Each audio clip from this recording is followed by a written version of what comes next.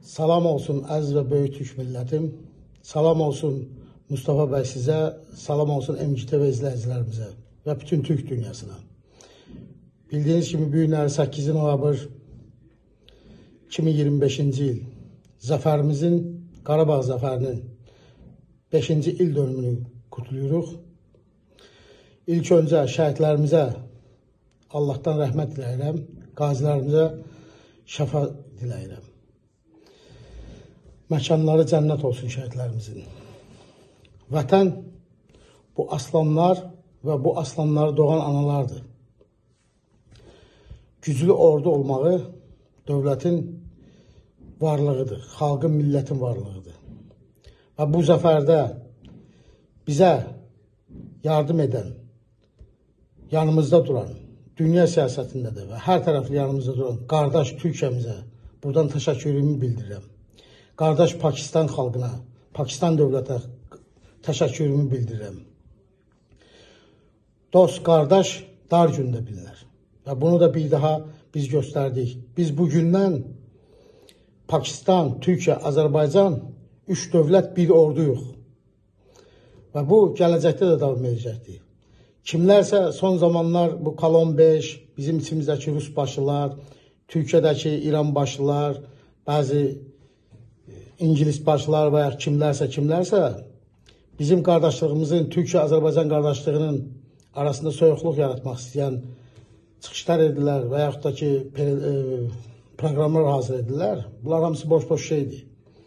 Azərbaycan və Türkiyə qardaşlığı daimidir və sonsuza dəkdir. Bunu kimsə poza bilməz, kimsə bizim aramıza girə bilməz.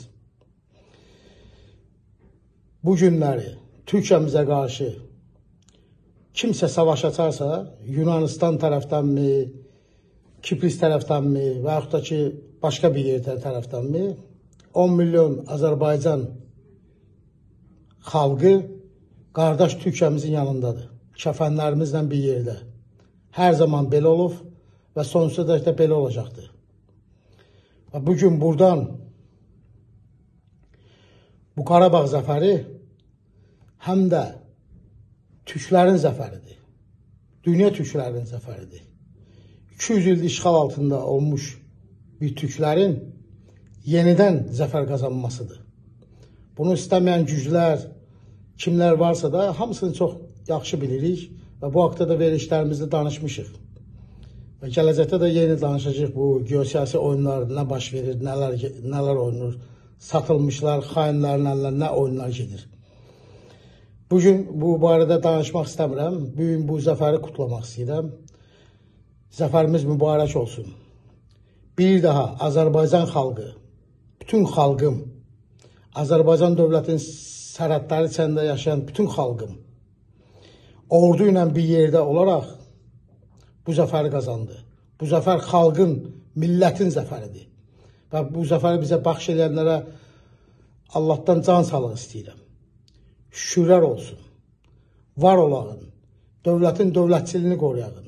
Hər şeydən öncə, ilk növbədə xalqımızın rifahı və dövlətimizin dövlətçiliyidir. Və buradan da fəxrlə deyirəm, nə mutlu Türküm deyənə, mövcud olduğun güc, qüdrət damarlarında axan əsl qandadır. Uca Tanrım Türkü ucatsın və yüksəltsin. Allah'a emanet olun.